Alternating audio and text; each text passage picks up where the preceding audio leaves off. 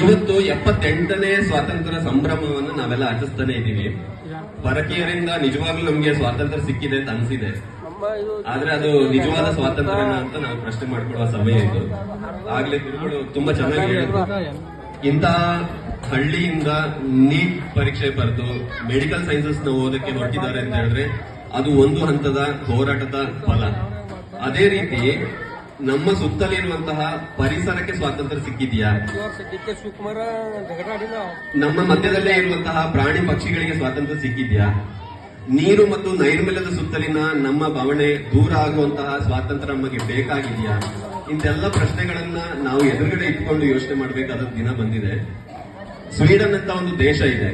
ಆ ಸ್ವೀಡನ್ ಅಂತ ಒಂದು ದೇಶದಲ್ಲಿ ನಿಮ್ ತರನೇ ಚಿಕ್ಕ ಹುಡುಗಿಯ 13 ರಿಂದ 15 ಪ್ರಾಯದ ಗ್ರೇಟಾ ಥನ್ಬರ್ಗ್ ಅಂತೇಳಿ ಒಂದು ಹುಡುಗಿ ಜಗತ್ತಿಗೆ ಪ್ರಶ್ನೆ ಆಗ್ತಾಳೆ. ಜಗತ್ತಿನ ಎಲ್ಲ ನಾಯಕರುಗಳಿಗೆ ಪ್ರಶ್ನೆ ಆಗ್ತಾಳೆ. ಅಭಿವೃದ್ಧಿಯ ಅಂಧಯುಗಕ್ಕೆ ನಮ್ಮನ್ನೆಲ್ಲ ಕರ್ಕೊಂಡು ಹೋಗ್ತಾ ಇದ್ದೀರಾ?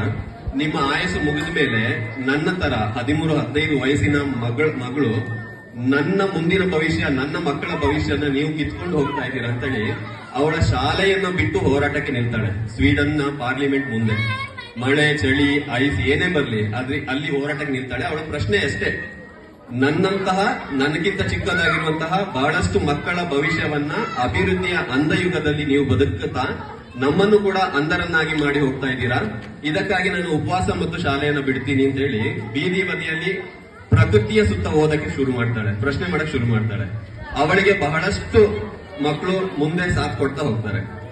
ಅದೇ ಮುಂದಿನ ದಿನಗಳಲ್ಲಿ ದೊಡ್ಡ ಕ್ರಾಂತಿ ಆಗುತ್ತೆ.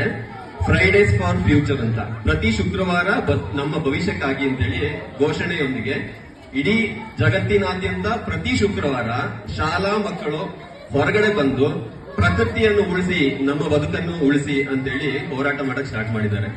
ಸೊ ಅವಳಿಗೆ ಜಗತ್ತಿನಾದ್ಯಂತ ಬೇರೆ ಬೇರೆ ಮೂಲಗಳಿಂದ ಪ್ರಶಸ್ತಿಗಳ ಜೊತೆಗೆ ಡಾಕ್ಟರೇಟ್ ಕೂಡ ಸಿಕ್ಕಿದೆ ಅತಿ ಚಿಕ್ಕ ವಯಸ್ಸಿನಲ್ಲೇ ಈಗ.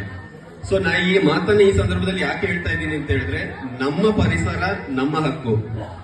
ನಾವು ಇಂದು ನೀರನ್ನು ಉಳಿಸ್ಕೊಂಡ್ರೆ ಮುಂದಿನ ಹಸಿರನ್ನ ಹೆಚ್ಚಿಸ್ಕೋಬಹುದು. ಅದೇ ನಮ್ಮ ಜಗತ್ತನ್ನ ಬದಲಾಯಿಸುತ್ತಂದ್ರೆ ನಮ್ಮ ಮಾನಸಿಕ ಮತ್ತು ದೈಹಿಕ ಬದಲಾವಣೆಗಳಿಗೆ ಕಾರಣ ಆಗುತ್ತೆ. ನಿಮ್ಮ ಹಿರಿಯರು ಹಾಕೊಟ್ಟಿರುವಂತಹ ಅದ್ಭುತವಾದ ಹೆಜ್ಜೆಗಳನ್ನ ಮರೆಯೋದೆ ಮುಂದಿನ ಭವಿಷ್ಯವನ್ನ ನಮ್ಮೆಲ್ಲರ ನಡುವೆ ಸ್ವಚ್ಛಂದವಾಗಿ ಬದುಕಬೇಕು ಅಂತ ಹೇಳಿದ್ರೆ ಈ ನೀರು ಮತ್ತು ನೈರ್ಮಲ್ಯದ ಸುತ್ತ ನಾವು ಹೆಚ್ಚು ಮಾತಾಡಕ್ ಶುರು ಮಾಡೋಣ.